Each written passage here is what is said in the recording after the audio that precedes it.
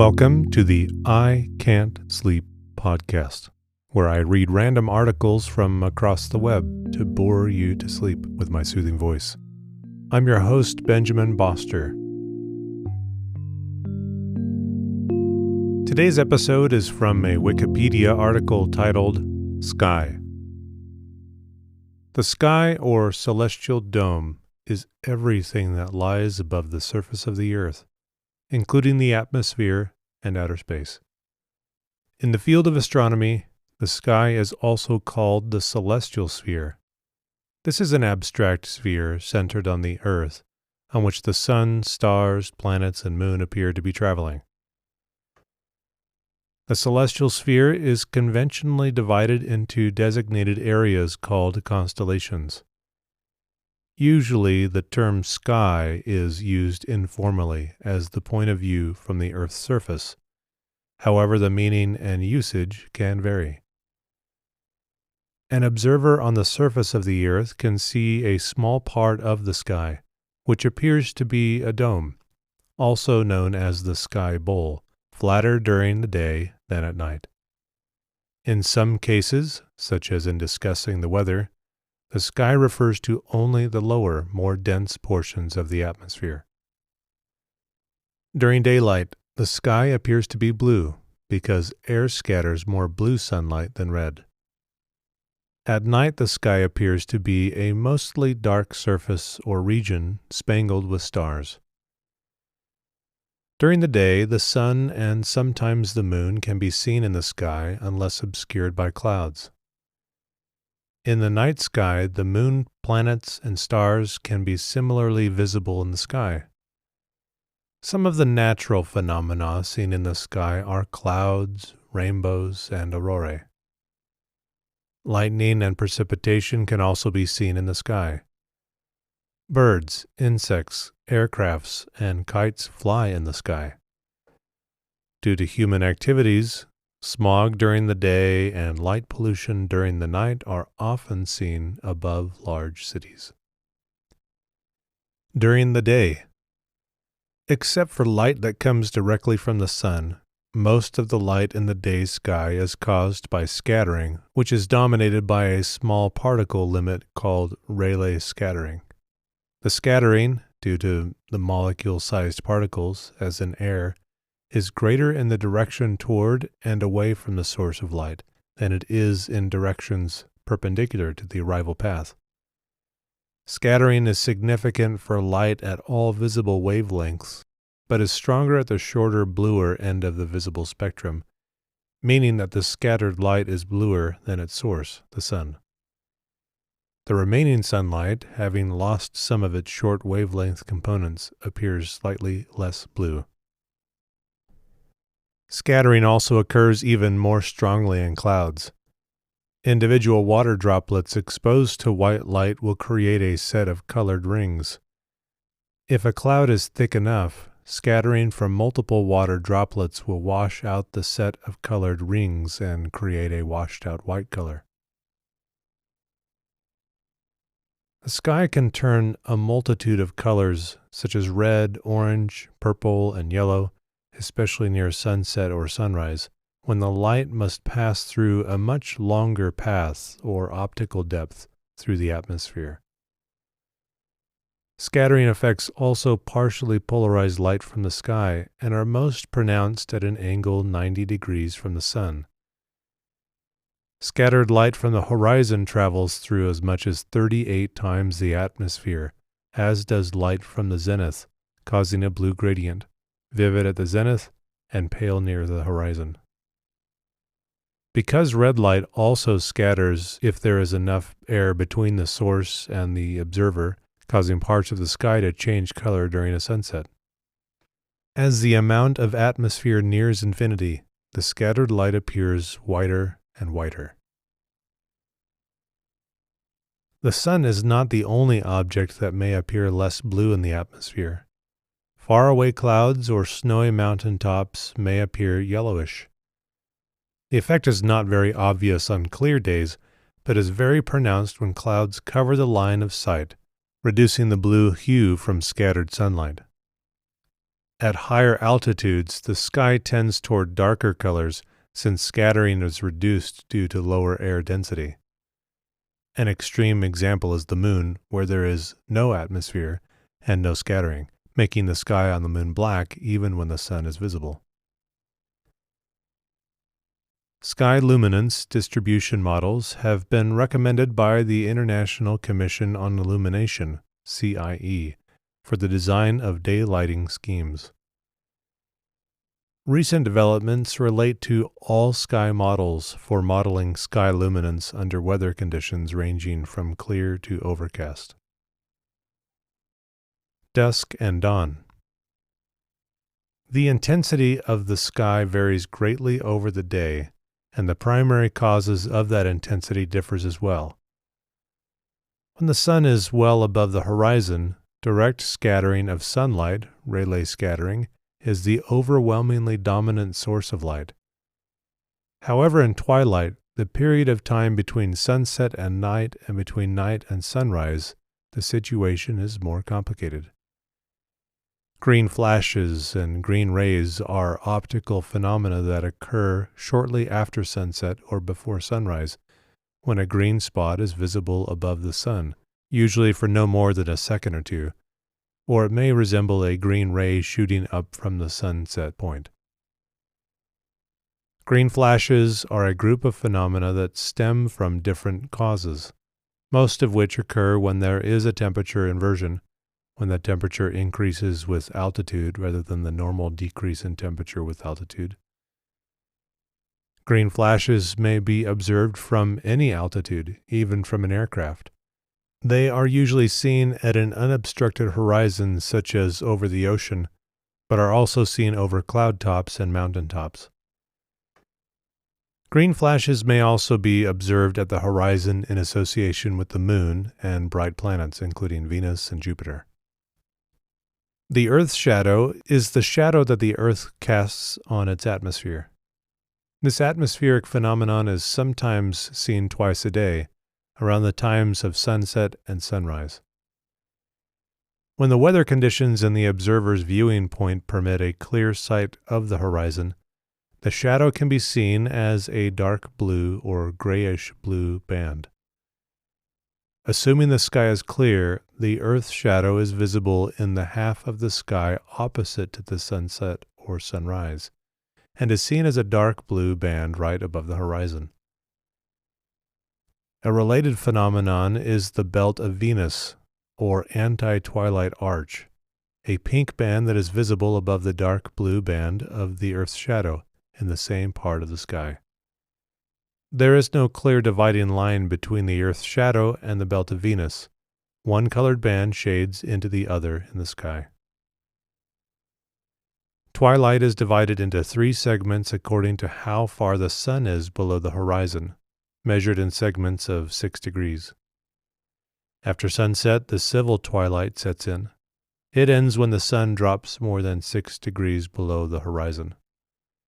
This is followed by the nautical twilight, when the sun is 6 degrees and 12 degrees below the horizon, heights of between -6 degrees and -12 degrees, after which comes the astronomical twilight, defined as the period from -12 degrees to -18 degrees.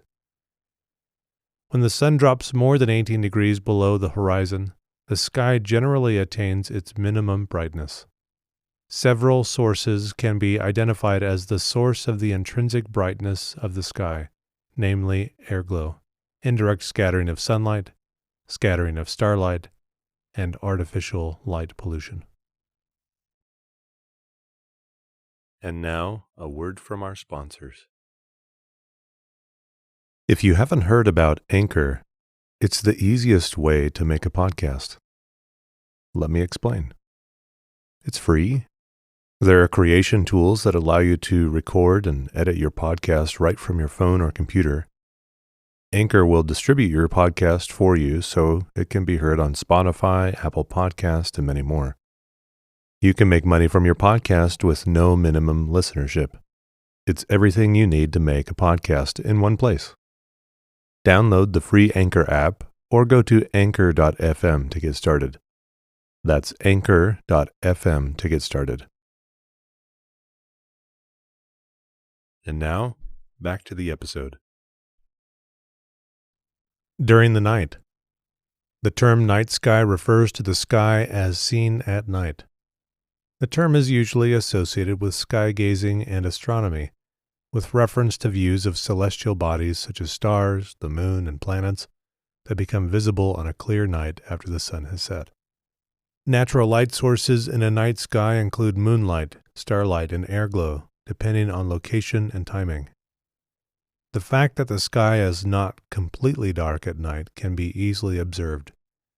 Were the sky, in the absence of moon and city lights, absolutely dark, one would not be able to see the silhouette of an object against the sky. The night sky and studies of it have a historical place in both ancient and modern cultures. In the past, for instance, farmers have used the state of the night sky as a calendar to determine when to plant crops. The ancient belief in astrology is generally based on the belief that relationships between heavenly bodies influence or convey information about events on Earth. The scientific study of the night sky and bodies observed within it, meanwhile, takes place in the science of astronomy. Within visible light astronomy, the visibility of celestial objects in the night sky is affected by light pollution. The presence of the moon in the night sky has historically hindered astronomical observation by increasing the amount of ambient light. With the advent of artificial light sources, however, light pollution has been a growing problem for viewing the night sky. Special filters and modifications to light fixtures can help to alleviate this problem, but for the best views, both professional and amateur optical astronomers seek viewing sites located far from major urban areas. Use in weather forecasting. Along with pressure tendency, the condition of the sky is one of the more important parameters used to forecast weather in mountainous areas. Thickening of cloud cover or the invasion of a higher cloud deck is indicative of rain in the near future. At night, high, thin cirrostratus clouds can lead to halos around the moon, which indicate the approach of a warm front and its associated rain. Morning fog portends fair conditions and can be associated with a marine layer, an indication of a stable atmosphere. Rainy conditions are preceded by wind or clouds which prevent fog formation. The approach of a line of thunderstorms could indicate the approach of a cold front. Cloud-free skies are indicative of fair weather for the near future. The use of sky cover and weather predictions has led to various weather lore over the centuries. Tropical cyclones. Within 36 hours of the passage of a tropical cyclone center, the pressure begins to fall and a veil of white cirrus clouds approaches from the cyclone's direction. Within 24 hours of the closest approach to the center, low clouds begin to move in, also known as the bar of a tropical cyclone, as the barometric pressure begins to fall more rapidly and the winds begin to increase.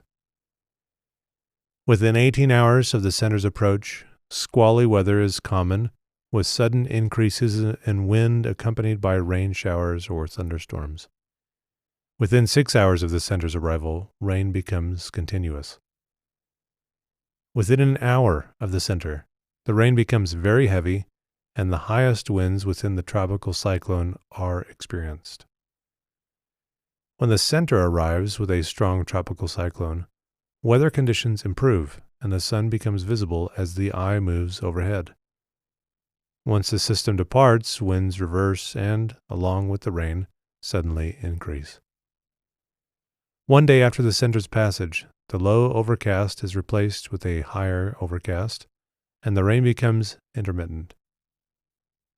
By 36 hours after the center's passage, the high overcast breaks and the pressure begins to level off. Use in transportation. Flight is the process by which an object moves through or beyond the sky, as in the case of spacecraft, whether by generating aerodynamic lift, propulsive thrust, aerostatically using buoyancy, or by ballistic movement without any direct mechanical support from the ground. The engineering aspects of flight are studied in aerospace engineering, which is subdivided into aeronautics, which is the study of vehicles from travel through the air, and astronautics, the study of vehicles that travel through space, and in ballistics, the study of the flight of projectiles. While human beings have been capable of flight via hot air balloons since 1783, other species have used flight for significantly longer. Animals such as birds, bats, and insects are capable of flight. Spores and seeds from plants use flight via use of the wind as a method of propagating their species. Significance in mythology. Many mythologies have deities, especially associated with the sky. In Egyptian religion, the sky was deified as the goddess Nut and as the god Horus. Darius is reconstructed as the god of the sky or the sky personified in Proto-Indo-European religion, whence Zeus, the god of the sky and thunder, in Greek mythology, and the Roman god of sky and thunder Jupiter. In Australian Aboriginal mythology, Algira, or Arante, is the main sky god and also the creator god. In Iroquois mythology, Atahensik was a sky goddess who fell down to the ground during the creation of the earth. Many cultures have drawn constellations between stars in the sky, using them in association with legends and mythology about their deities. Airglow. Airglow, also called night glow, is a faint emission of light by a planetary atmosphere. In the case of Earth's atmosphere, this optical phenomenon causes the night sky to never be completely dark, even after the effects of starlight and diffused sunlight from the far side are removed. The airglow phenomenon was first identified in 1868 by Swedish physicist Anders Ångström. Since then, it has been studied in the laboratory, and various chemical reactions have been observed to emit electromagnetic energy as part of the process. Scientists have identified some of those processes that would be present in Earth's atmosphere, and astronomers have verified that such emissions are present. Airglow is caused by various processes in the upper atmosphere of the Earth, such as the recombination of atoms which were photoionized by the sun during the day, luminescence caused by cosmic rays striking the upper atmosphere, and chemoluminescence caused mainly by oxygen and nitrogen reacting with hydroxyl-free radicals at heights of a few hundred kilometers. It is not noticeable during the daytime due to the glare and scattering of sunlight. Even at the best ground-based observatories, airglow limits the photosensitivity of optical telescopes. Partly for this reason, space telescopes like Hubble can observe much fainter objects than current ground-based telescopes at visible wavelengths. Airglow at night may be bright enough for a ground observer to notice and appears generally bluish. Although airglow emission is fairly uniform across the atmosphere, it appears brightest at about 10 degrees above the observer's horizon, since the lower one looks, the greater the depth of atmosphere one is looking through. Very low down, however, atmospheric extinction reduces the apparent brightness of the airglow. One airglow mechanism is when an atom of nitrogen combines with an atom of oxygen to form a molecule of nitric oxide. In the process, a photon is emitted. This photon may have any of several different wavelengths characteristic of nitric oxide molecules. The free atoms are available for this process because molecules of nitrogen and oxygen are disassociated by solar energy in the upper reaches of the atmosphere and may encounter each other to form NO. Other species that can create airglow in the atmosphere are hydroxyl, OH, atomic oxygen, O, sodium, Na, and lithium, Li. Induced airglow. Scientific experiments have been conducted to induce airglow by directing high-power radio emissions at the Earth's ionosphere. These radio waves interact with the ionosphere to induce faint but visible optical light at specific wavelengths under certain conditions.